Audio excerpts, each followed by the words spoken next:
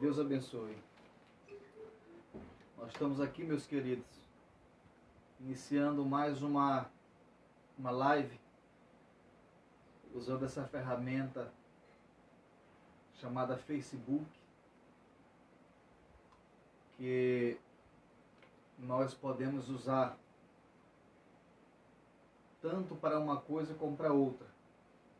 Pessoas usam para o mal, pessoas usam para coisas ilícitas, mas nós usamos para transmitir e para propagar o Evangelho da Paz. Visto que nós estamos nesse período sem culto e evidentemente também sem escola bíblica dominical, nós queremos nesta noite usar este espaço para transmitir aos irmãos, os irmãos que congregam na Assembleia de Deus Ministério e Missão aqui em Pindaré, na ADEMEP, e também os irmãos de outras igrejas que queiram também assistir conosco para se alimentar da palavra de Deus, e também para aqueles que ainda não são evangélicos, mas que desejam entender um pouco mais da palavra de Deus e que desejam ouvir a palavra de Deus como forma de consolo nesses dias de pandemia, nesses dias de, digamos assim, preocupação e desespero. Quero louvar a Deus pela sua vida, você que está entrando agora, você que está participando conosco. Deus abençoe em nome de Jesus. Eu sou o pastor Abimael Filho, pastor presidente da Assembleia de Deus Ministério e Missão em Pindaré, ADEMEP, e estaremos sempre à disposição de você que deseja ouvir a palavra do Senhor, que deseja se alimentar daquilo que Deus tem para a sua vida. Quero desde já dizer a você que será de muita valia você participar conosco esta noite desta live, e eu creio que Deus vai abençoar a sua vida de forma profunda e poderosa. Nós iremos nesta noite estudar, sem mais delongas, não queremos tomar muito tempo dos irmãos, nós vamos nesta noite estudar a lição número 5 da nossa lição bíblica da escola dominical. Alguns irmãos têm, outros ainda não têm. Talvez também devido à pandemia ficou até difícil, irmãos, adquirir a lição. Mas você que tem a lição e você que não tem, acompanhe conosco esta noite. Pegue a sua Bíblia, chame a sua família e dê atenção para este momento, para esta lição. Nós iremos fazer o possível para não tomar muito tempo dos irmãos.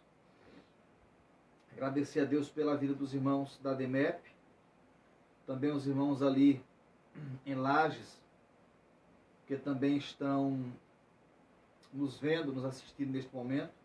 Deus abençoe de forma profunda. Meus queridos, a lição que nós iremos estudar hoje, ela traz como título Libertos do Pecado para uma nova vida em Cristo. Seria a lição do dia 3 de maio. Libertos do pecado para uma nova vida em Cristo. Louvado é o nome do Senhor. O texto áureo da lição, o texto base, o texto principal, está encontrado na carta de Paulo aos Efésios, capítulo 2, versículos 4 e 5, que nos diz o seguinte: Mas Deus, que é riquíssimo em misericórdia, pelo seu muito amor com que nos amou, estando nós ainda mortos em nossas ofensas, nos vivificou juntamente com Cristo.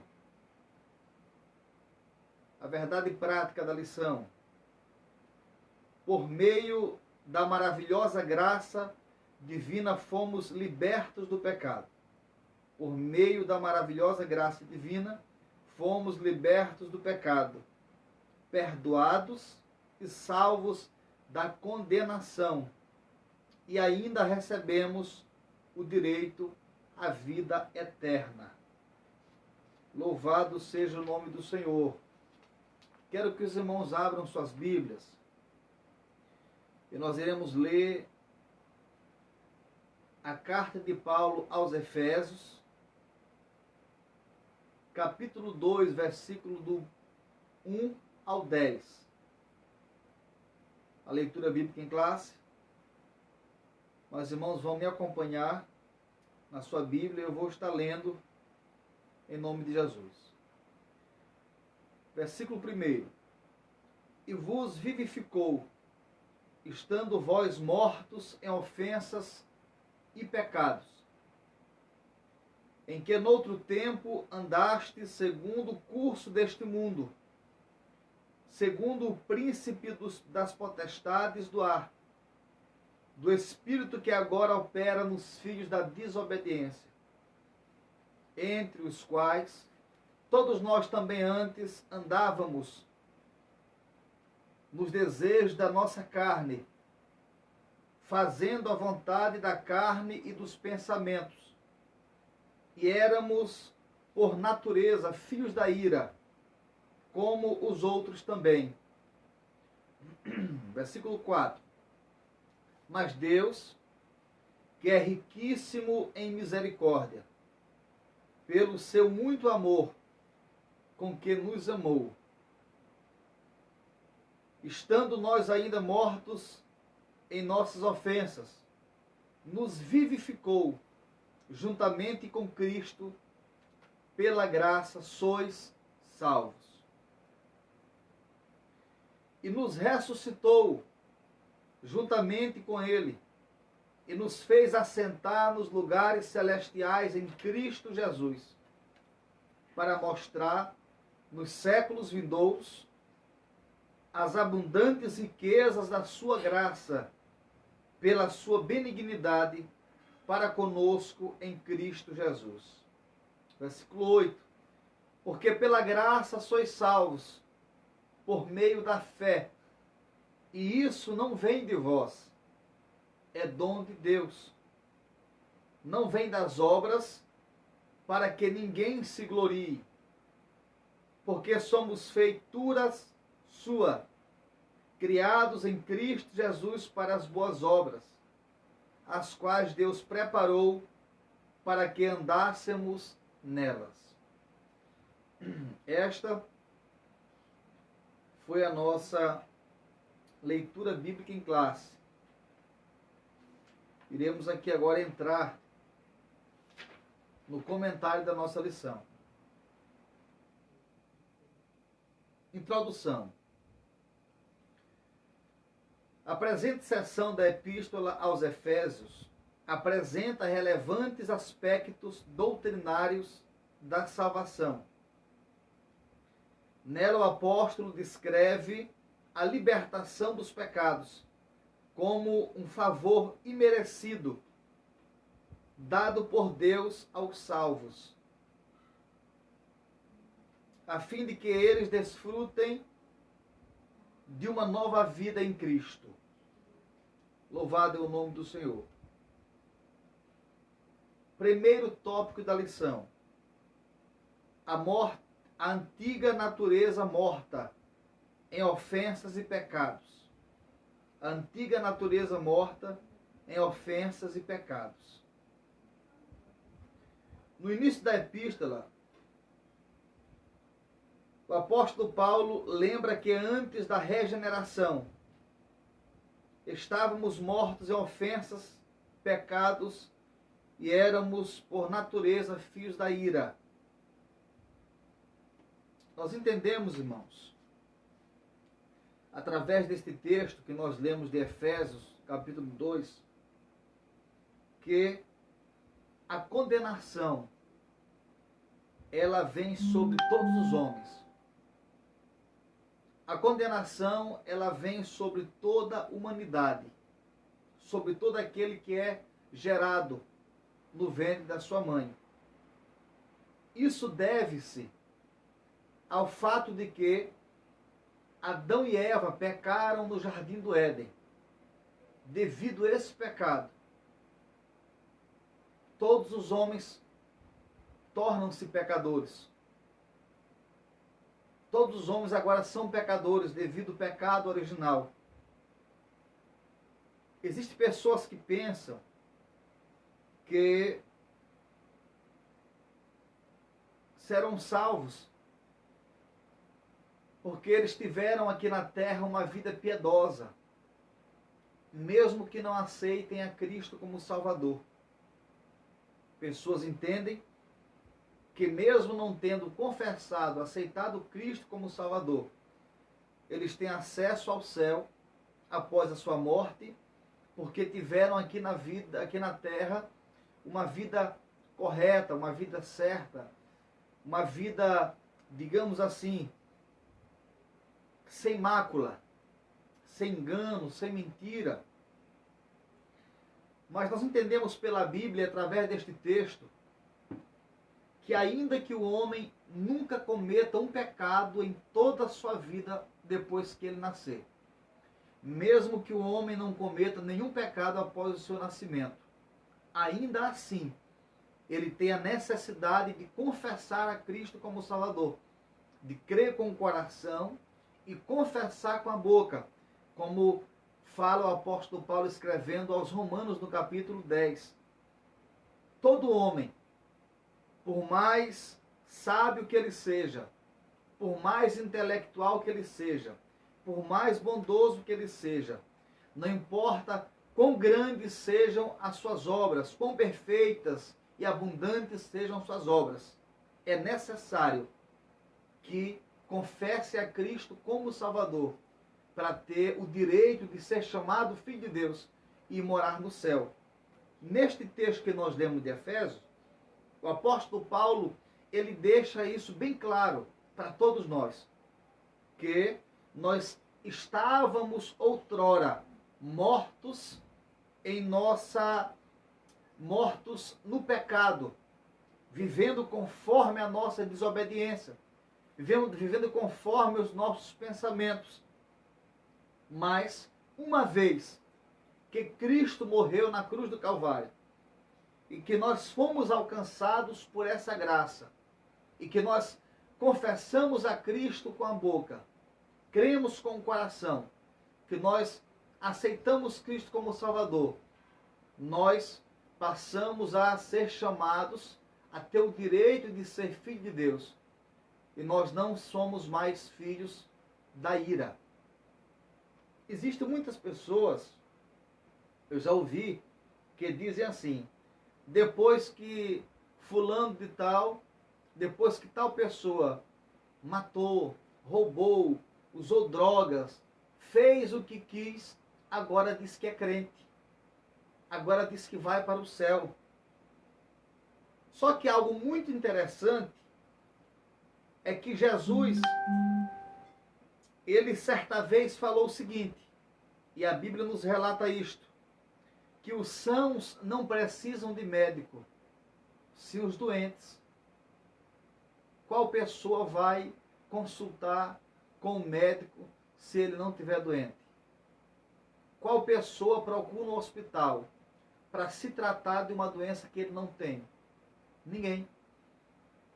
E Jesus continua falando, ele diz: eu não vim por causa dos justos, sim pelos pecadores. Ou seja, a morte de Jesus deve-se ao fato de que nós nos tornamos, ou melhor, nós fomos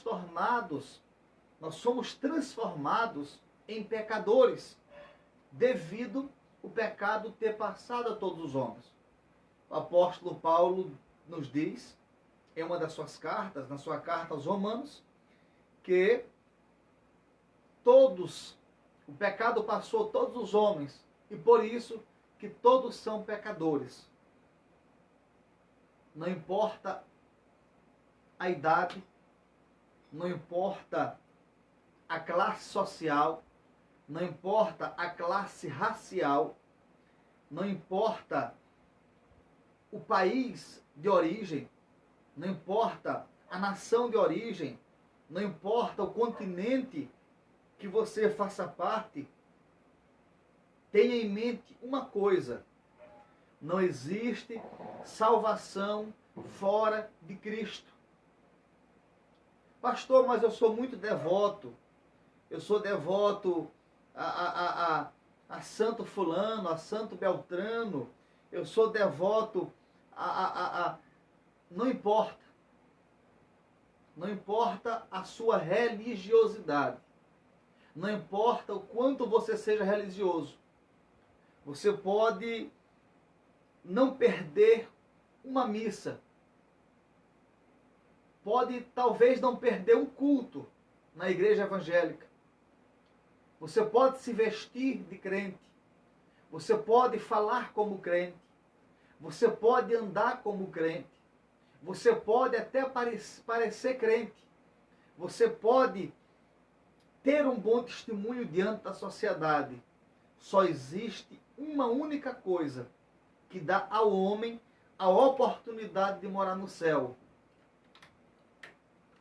Só existe uma única pessoa que pode dar ao homem a oportunidade de morar no céu, que é o Senhor Jesus. A Bíblia nos fala no livro de Atos, capítulo 4, versículo 12, que não há salvação em nenhum outro nome, porque debaixo do céu, dado entre os homens, não existe nenhum nome pelo qual importa que sejamos salvos.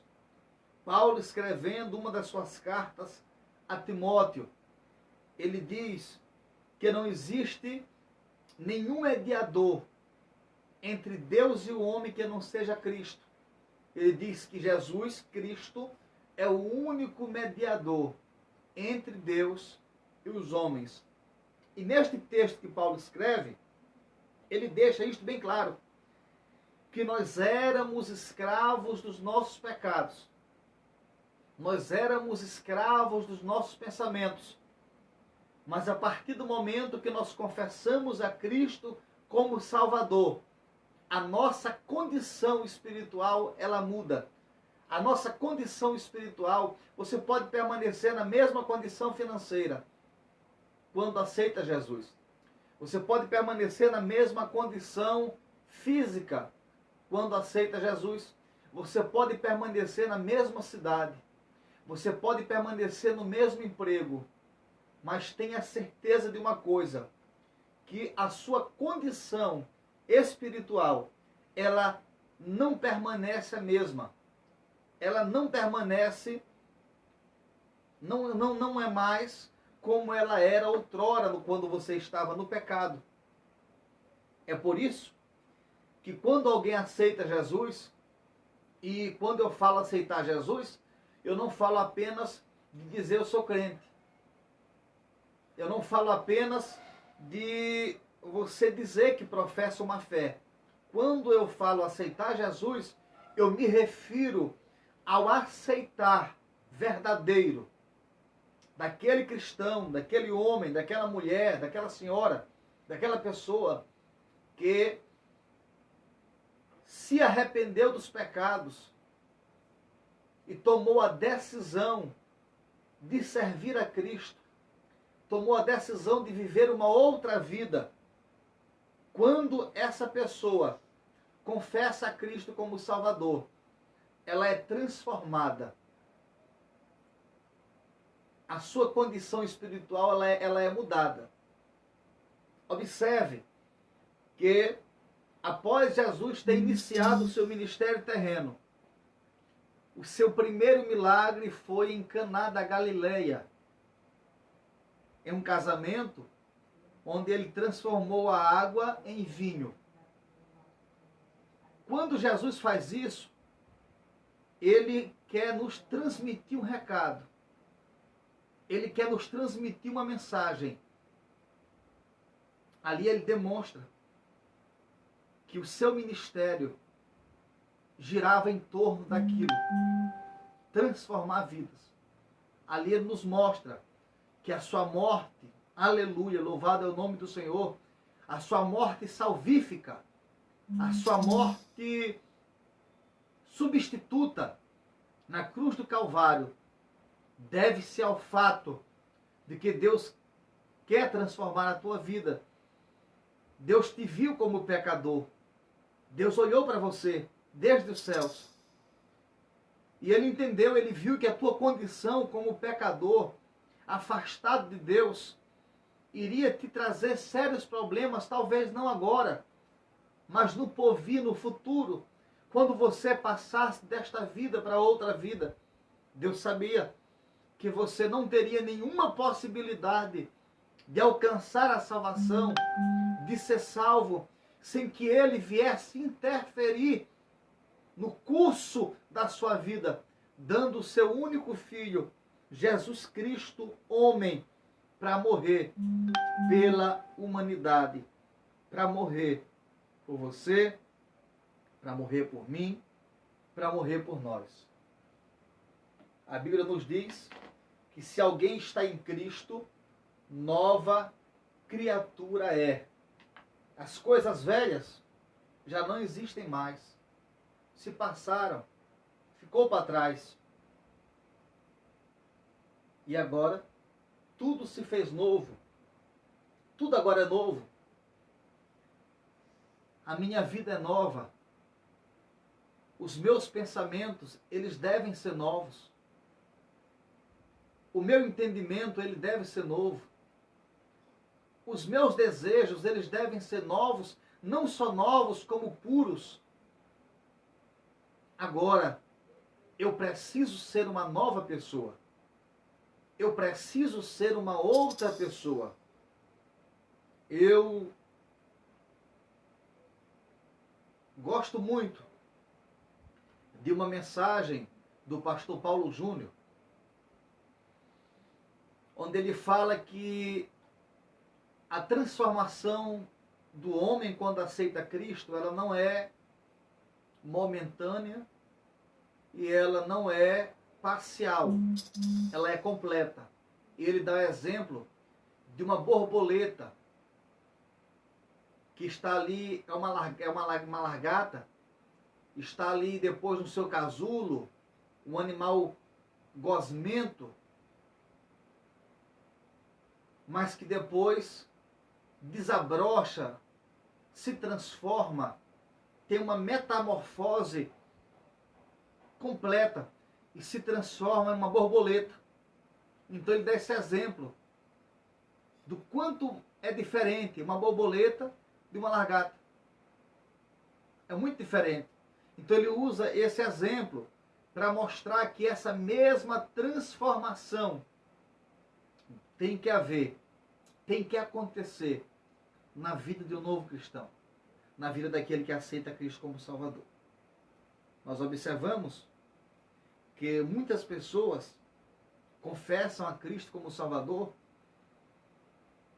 às vezes pelo fato de uma enfermidade, às vezes pelo fato de uma desilusão amorosa, às vezes pelo fato de não se agradar mais das coisas do mundo, às vezes pelo fato de ter sido incentivado por alguém. E às vezes não confessam a Cristo de forma verdadeira. Eu digo isto não querendo insinuar, não querendo dizer que para o homem ser salvo depende da forma que ele aceita Jesus. Não. Ou pela dor, ou pelo amor. O melhor é pela dor, mas ou pela dor ou pelo amor, não importa o motivo que te leve a Cristo. Não importa o motivo que te impulsione a aceitar a Cristo como Salvador, a confessar a Cristo. O importante é você se arrepender dos pecados e aceitar Jesus como Salvador. O motivo não importa. O importante é você entregar a sua vida para Ele. Só que existe um detalhe nisto tudo. Entregar a vida para Cristo, confessar a Cristo, não é algo passageiro, não é algo parcial, mas sim algo completo. Tem que ser uma confissão verdadeira. Tem que ser uma confissão profunda. Tem que ser uma confissão radical. Eu não vou aceitar Jesus como Salvador com dúvida se eu vou servir a Ele ou não, se eu quero Ele ou não. Não pode haver dúvida na vida daquele que decide se entregar para Cristo. A decisão tem que ser radical. Certo que, no primeiro momento que se confessa a Cristo, não se tem muita experiência, não se tem muita profundidade nas coisas de Deus. Só que, de fato, a experiência com Deus e a profundidade nas coisas de Deus, elas vão vir com o tempo. Vão vir com o seu aprofundamento no Espírito, no estudo da palavra, no jejum e na oração. Mas o primeiro passo é você confessar a Cristo de forma verdadeira e de forma sincera. E a partir daí, buscar mudar de vida. O nosso tempo é pouco. Nós não temos como transmitir todo o assunto da lição, que é um pouco longo, mas nós iremos buscar resumir de forma que não cause dano, não cause prejuízo ao ensino.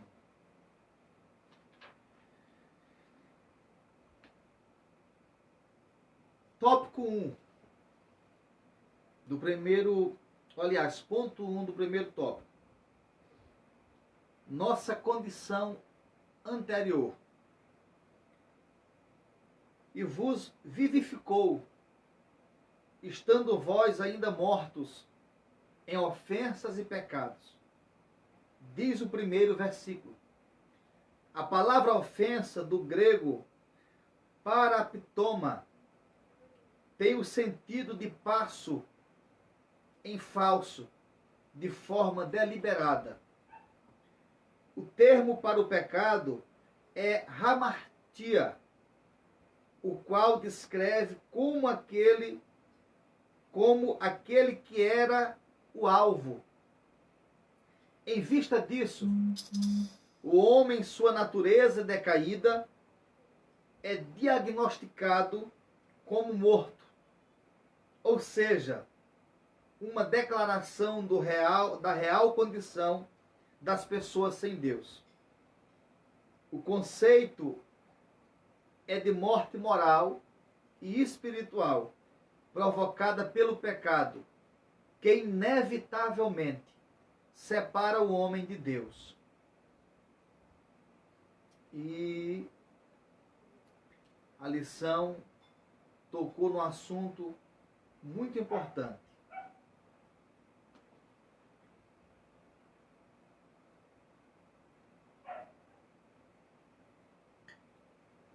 A lição nos falou algo muito importante.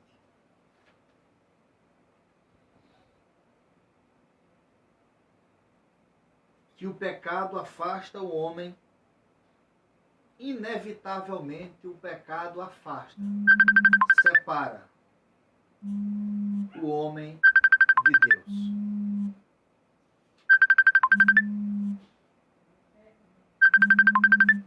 Deixa eu dar uma olhadinha aqui. Parece que tem alguém aqui ligando. E aí acaba atrapalhando. Deu uma ligação. Alguém estava ligando e acaba atrapalhando um pouco a nossa concentração e atrapalhando também aqui a nossa transmissão. Mas continuando.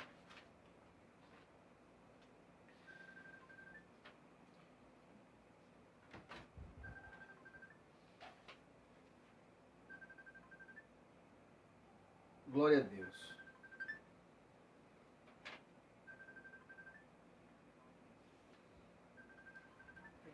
Continuando. A lição tocou num assunto muito importante. A lição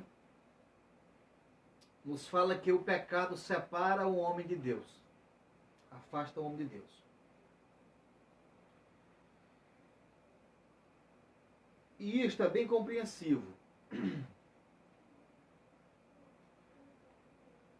Nós entendemos que a natureza de Deus, ela é uma natureza pura e é uma natureza santa.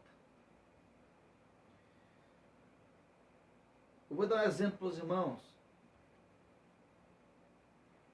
Peguem em sua casa um copo de água e um copo de óleo. E tente pôr os dois em um mesmo recipiente. Por algum momento você vai pensar que houve ali uma fusão, uma mistura. Aguarde um pouco e você vai perceber que o óleo, ele não mistura com a água. Por mais que estejam próximos. De forma nenhuma ele consegue dissolver-se na água. O óleo não se dissolve na água e nem a água no óleo. Ou seja, eles são elementos completamente opostos. Não existe, irmãos, nenhuma coisa mais prejudicial para o homem do que o pecado. Não existe nenhuma coisa que afasta o homem de Deus a não ser o pecado.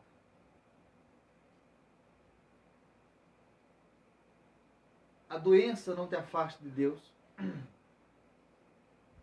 A tua classe social não te afasta de Deus. A tua classe racial não te afasta de Deus. A tua condição financeira não te afasta de Deus. Você pode ter em casa uma Ferrari, pode morar em uma mansão, e você pode também morar numa casa de taipa e não poder comprar nenhuma bicicleta para andar. Isso não interfere no curso da salvação. Isso não interfere no relacionamento do homem com Deus.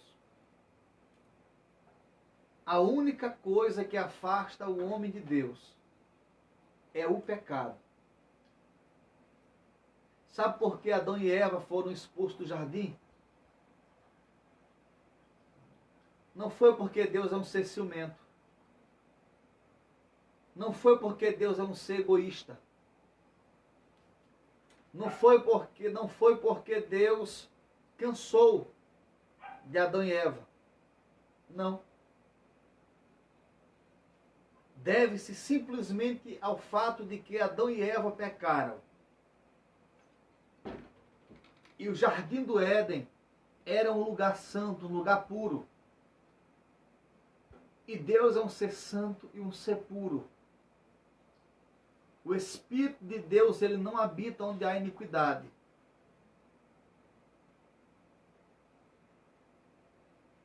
Sabe por quê?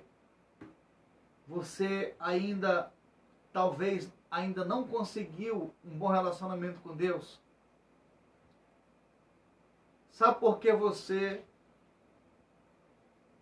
ainda não alcançou aquele nível de espiritualidade desejado? Não é pelo fato de Deus não te amar, porque Deus te ama. Não é pelo fato de Deus fazer acepção de pessoas, porque a Bíblia diz que Deus não faz acepção de pessoas. Ele não escolhe uns e rejeita os outros.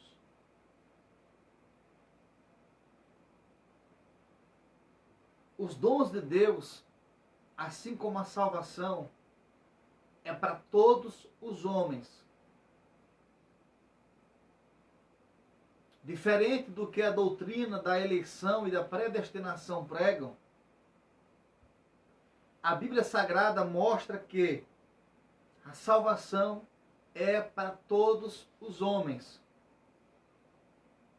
Porque Deus amou o mundo de tal maneira que deu o seu Filho unigênito para que todo aquele que nele crê, todo aquele que nele crê, não pereça, mas tenha vida eterna.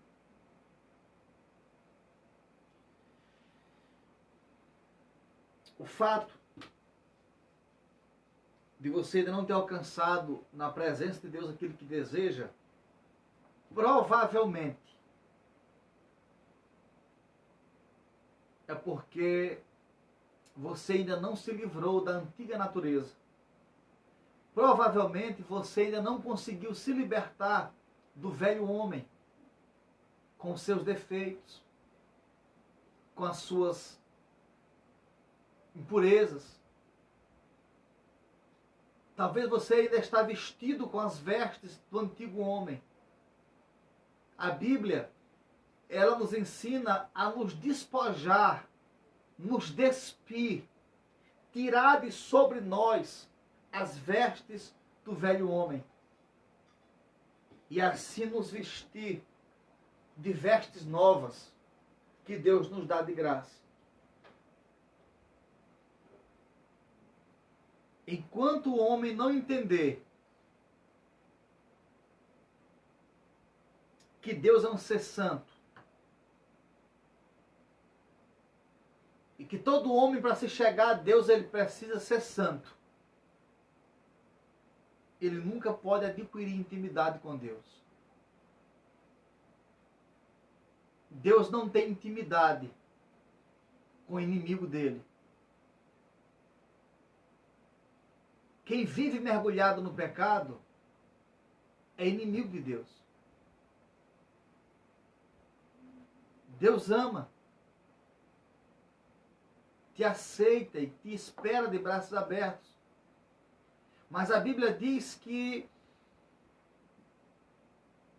a amizade do mundo, ela é inimizade contra Deus. Ou seja, aquele que é amigo do mundo, ele é inimigo de Deus.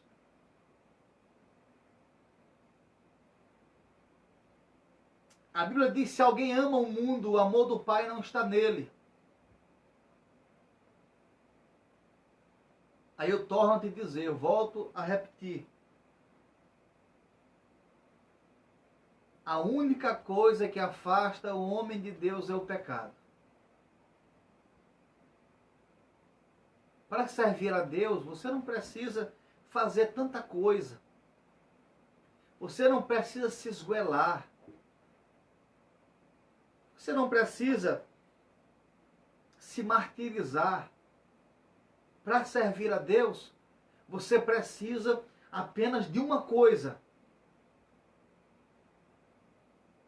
Talvez você esteja agora se perguntando: pastor, mas que coisa é essa? Abandonar o pecado. É isso que você precisa para ser fiel a Deus, para servir a Deus, para ter intimidade com Ele, para ter o direito de ser chamado filho de Deus.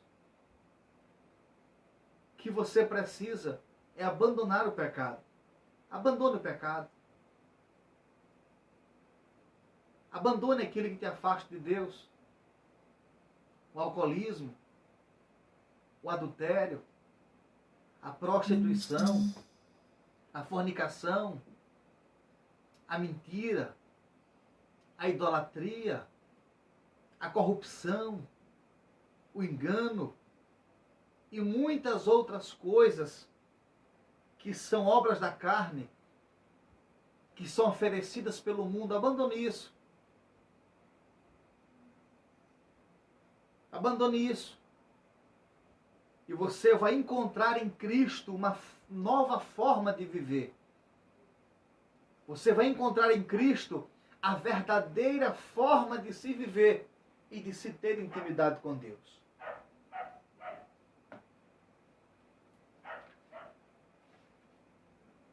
Vamos para o nosso segundo tópico.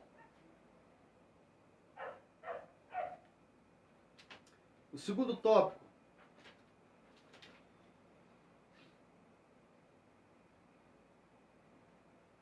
vivificados pela graça. Vivificados pela graça. Por ato de bondade e misericórdia, estando nós ainda mortos em pecados, Deus imensamente nos amou e por isso nos vivificou por meio de sua graça. Ponto 1 do segundo tópico. Alcançados pela misericórdia e pelo amor divino.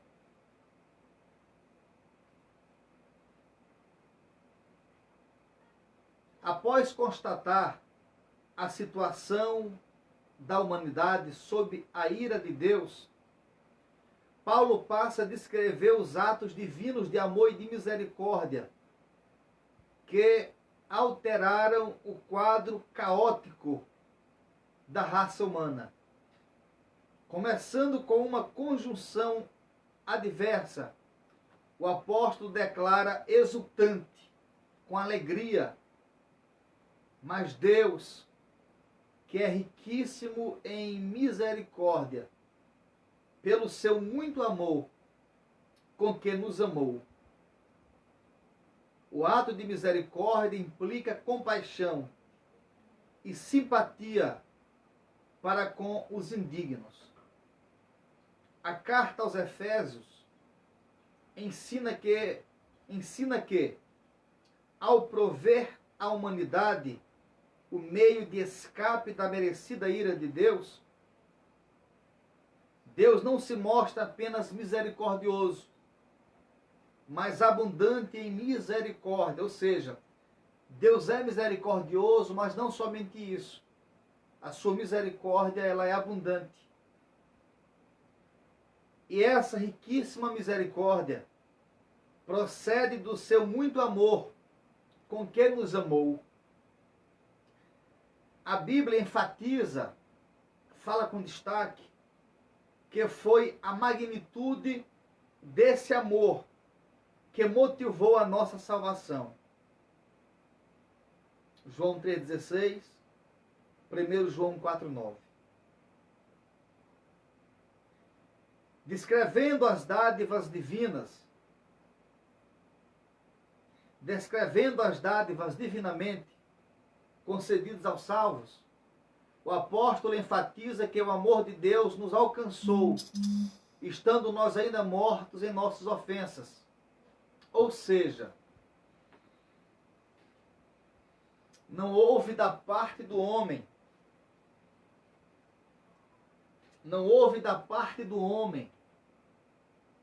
nenhum merecimento, nenhuma contrapartida.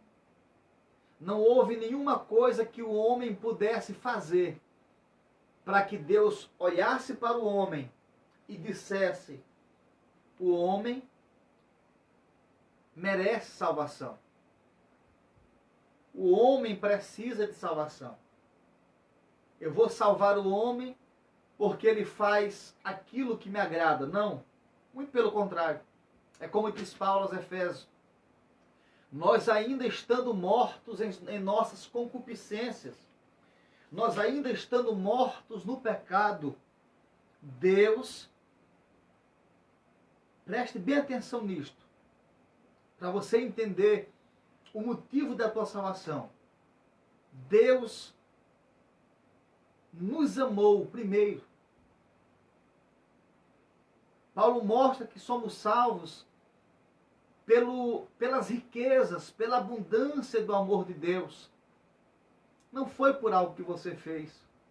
O homem não fez coisa alguma pela qual viesse conquistar o coração de Deus e viesse incentivar a Deus, dispensar a Ele uma graça, um favor imerecido. O homem, isto aqui é muito importante nós entendermos, para que você entenda que a sua salvação, mesmo você confessando a Cristo e se arrependendo dos pecados, deve-se unicamente pela misericórdia e pela graça de Deus. Você estava morto, eu estava morto, Nós estávamos mortos em nossas concupiscências, pecados e erros. E Deus olha para nós com um olhar de misericórdia. Existe dentro disto tudo uma única coisa que incentivou Deus a fazer isto. E você sabe o que foi? O amor de Deus. O amor e a muita misericórdia, conforme diz o apóstolo Paulo, de Deus, o amor de Deus por nós e a grandeza, a magnitude do amor de Deus incentivou Deus, levou Deus a dispensar, a nos conceder salvação e a sua graça salvadora. Então, resumindo, a tua salvação, a minha salvação, salvação da igreja, não deve-se ao fato de que você possa ter praticado algum ato bondoso, não. Simplesmente Deus olhou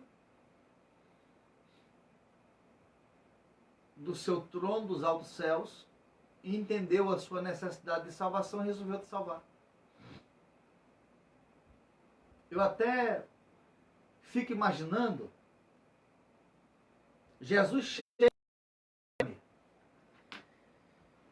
e ele vai orar a Deus e diz: Senhor, se possível, passa de mim esse cálice.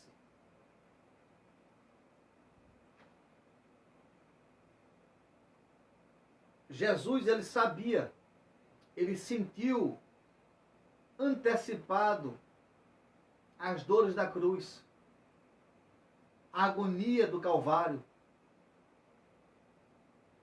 E como ele era 100% Deus, mas também 100% homem, duas naturezas, uma divina e uma terrena, mas não a metade de uma, metade de outra, não, duas naturezas completas, 100% uma e 100% outra. Ele, por ser 100% homem, por um certo momento, por um momento, ele temeu.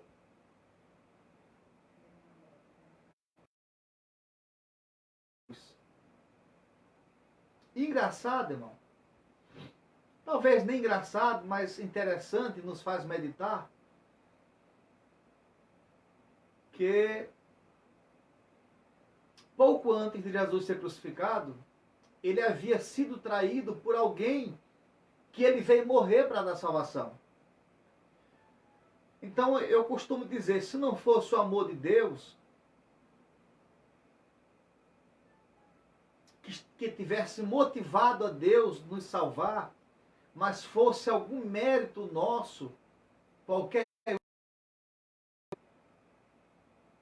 Deus teria talvez falado: meu filho, tu foi morrer por eles. Eles te rejeitam. Eles te negam. Eles te vendem. Volta. Sobe. Deixa eles aí. Deixa eles mortos, como estão. Deixa o homem se perverter até o seu fim, até a sua total eliminação, até não sobrar mais ninguém. Só que Deus não agiu assim. Porque o amor de Deus, ele era maior do que a nossa ofensa. Aleluia. O amor de Deus, ele era maior do que o nosso pecado. Note que em João 3,16, a Bíblia vai dizer que Deus amou o mundo de tal. O escritor, João, ele usa essa palavra tal para dar um destaque. Ele diz: Deus amou o mundo de tal maneira que deu o seu Filho unigênito, para que todo aquele que nele crer, não pereça, mas tenha vida eterna. para mostrar quão grande e amplo e abrangente era o amor de Deus. Porque Deus amou o mundo de tal maneira, de forma grandiosa, de forma tamanha, de forma tão grande, que isto levou ele a dar o seu único filho para morrer por todo aquele que crê. Bendito é o nome do Senhor. Tem alguém ligando aqui de novo, deixa eu ver. Aqui. Nós estamos gravando aqui, transmitindo a lição, e daqui para ali tem um abençoado que liga. Só Jesus na causa.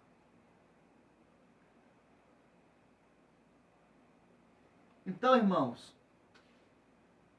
o que levou Jesus morrer por você, morrer por mim, morrer por nós, o motivo por trás disto tudo é simplesmente o fato de que Deus nos ama.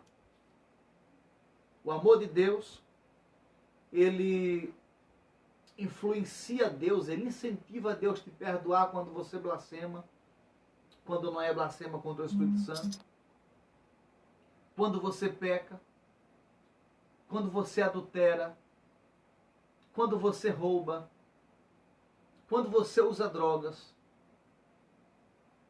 O homem, quando te vê após o pecado, ele te rejeita. O homem te rejeita, o homem não te dá valor. Existe um ditado terreno que eu não concordo, que o homem só vale aquilo que ele tem. Eu discordo com isso de forma radical, porque o maior valor do homem está nele mesmo, a sua alma. Só que mesmo o homem te rejeitando pelo fato de você errar, mesmo o homem te rejeitando pelo teu pecado, pelo teu erro, pela tua ignorância, isso não impede que Deus te ame. E não impede que Deus sempre venha procurar uma situação, um jeito, criar uma situação para que você seja alcançado pela sua graça e alcançado pela salvação em Cristo e tenha a sua vida transformada de uma vez por todas.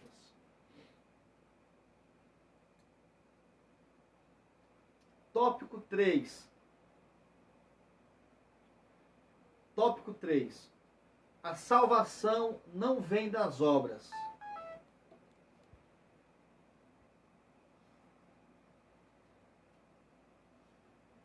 Em Efésios 2, 8 a 10, Paulo revela que a salvação não depende de obras humanas, porque pela graça sois salvos, por meio da fé. Efésios 2:8.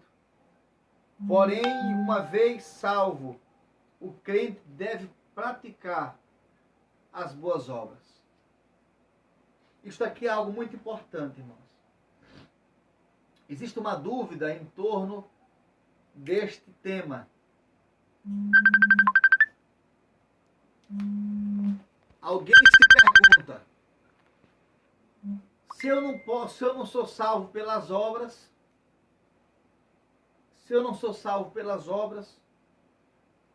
por que então eu não posso ser cristão? Eu não posso servir a Deus se eu não praticar boas obras? Isto é muito simples. Isto é pelo fato de que as boas obras não produzem salvação, mas que a salvação, ela deve produzir, você deve, aliás, permitir que ela produza em sua vida boas obras. Você não é salvo pelas obras, mas uma vez salvo, você tem a necessidade de praticar boas obras, porque agora você é uma nova criatura. Você agora é uma outra pessoa. Você não está mais morto nas obras da carne. Você agora deve ter em si e viver com os frutos do Espírito. A Bíblia diz que a alma, ou aliás, que a carne e o Espírito, eles têm uma contenda entre si, isso tratando-se do Espírito do homem.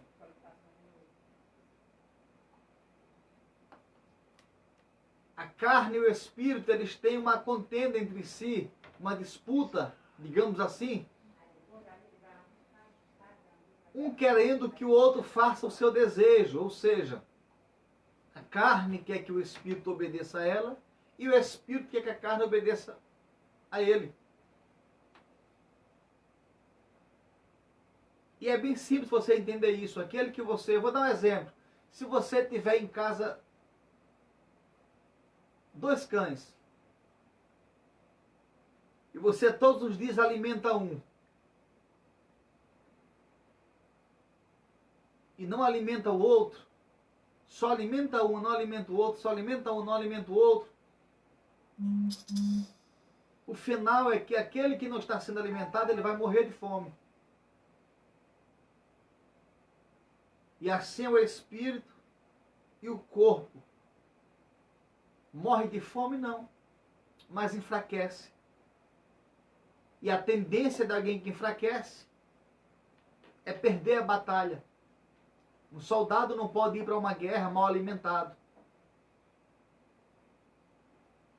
Nós estudamos a respeito da Segunda Guerra Mundial, da Primeira Guerra Mundial, as guerras travadas pelo Império Romano, e sempre havia da parte dos generais uma preocupação de alimentar os seus soldados.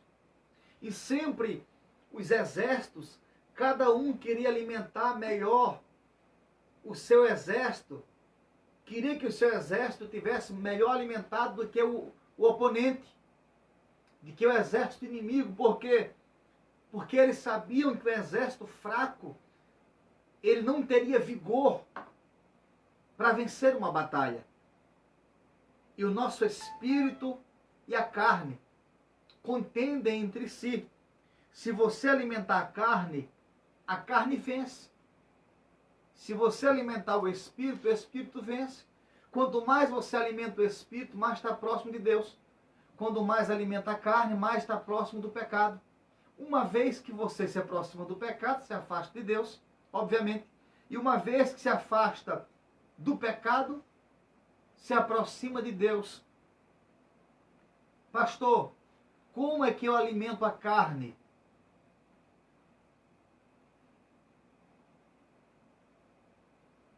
Cometendo pecado. Praticando as obras da carne, que está escrito lá em Gálatas. Quando você pratica as obras da carne e comete pecado, vive como o velho homem, você alimenta a carne. Mas a partir do momento que você começa a deixar Deus fazer fluir na sua vida os frutos do Espírito, a carne começa a enfraquecer.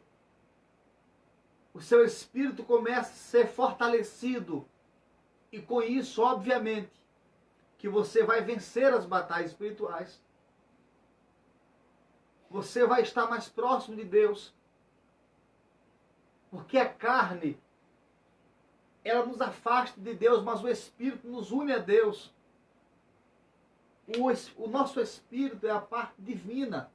É a parte que foi introduzida no nosso corpo quando Deus soprou em nossas narinas lá no Jardim do Éden. Essa parte, ela é divina. Ela é a nossa ligação com Deus. Então, quando você alimenta o Espírito, o seu Espírito está fortalecido e assim vence a sua carne e você tem acesso a Deus. Você alimenta o Espírito quando ora. Você alimenta o Espírito quando jejua. Você alimenta o Espírito quando se congrega. Você alimenta o Espírito quando lê a Bíblia Sagrada. Você alimenta o Espírito quando você busca viver diante de Deus uma vida reta, uma vida piedosa, uma vida justa.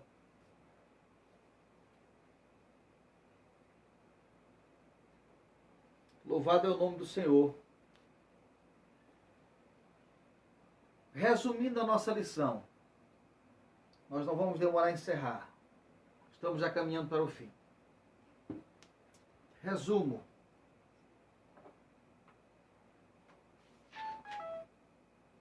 Nós estávamos mortos em nossa antiga natureza.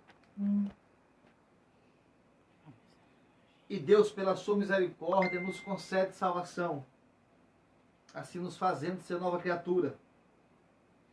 Nós fomos vivificados e salvos, não pelas obras, mas pela graça e misericórdia de Deus. Vamos só ler a conclusão. Antes da regeneração, éramos filhos da ira e condenados à perdição eterna.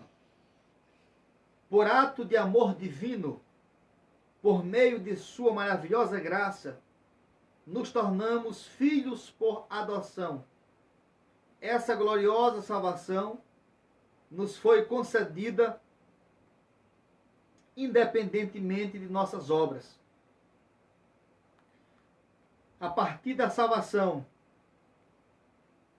passamos a praticar boas obras que glorificam a Deus.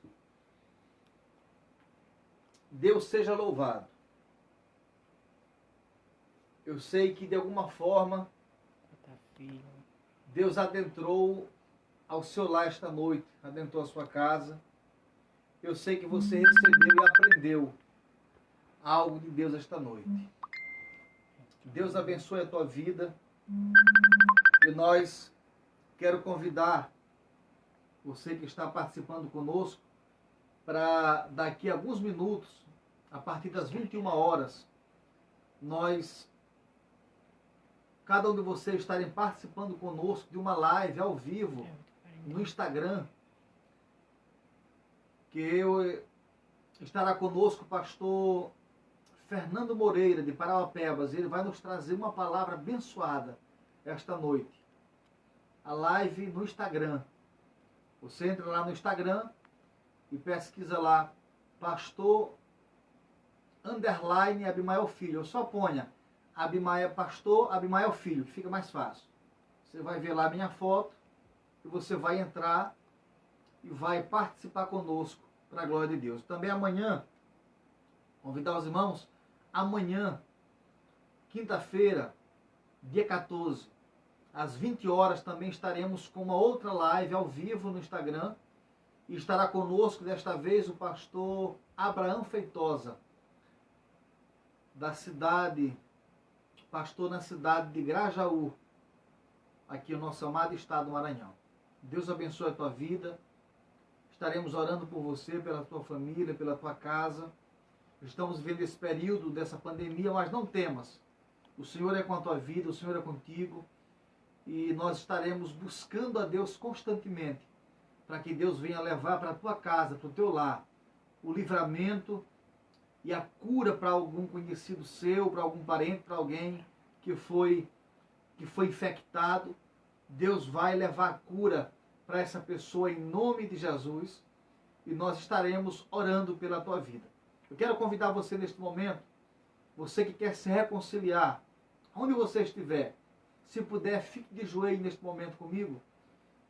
Você também que deseja aceitar Jesus como Salvador, você ouviu esta palavra, entendeu algo a respeito da salvação, deseja entregar a tua vida a Cristo, fique de joelho se puder. Se não puder, pode ficar em pé mesmo, e nós estaremos agora orando pela tua vida em nome de Jesus.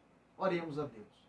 Soberano Deus, eterno Pai, nós glorificamos, Senhor, e nós bendizemos o teu nome esta noite por esta palavra transmitida através desta rede social. Te louvamos, Pai, porque mesmo em meio a esta pandemia, mesmo em meio a este impedimento de cultos, Tu nos concede a oportunidade, Senhor, de estar levando, transmitindo a Tua palavra. Ó Deus bendito, te bendigo pela vida dos Teus filhos que assistiram essa live, que estão conosco.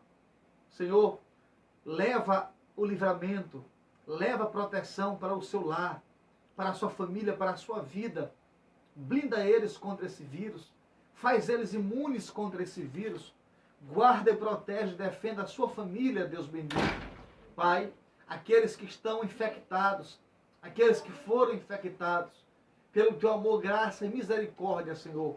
Agora visita eles, toca neles, cura eles pela Tua misericórdia, graça e amor.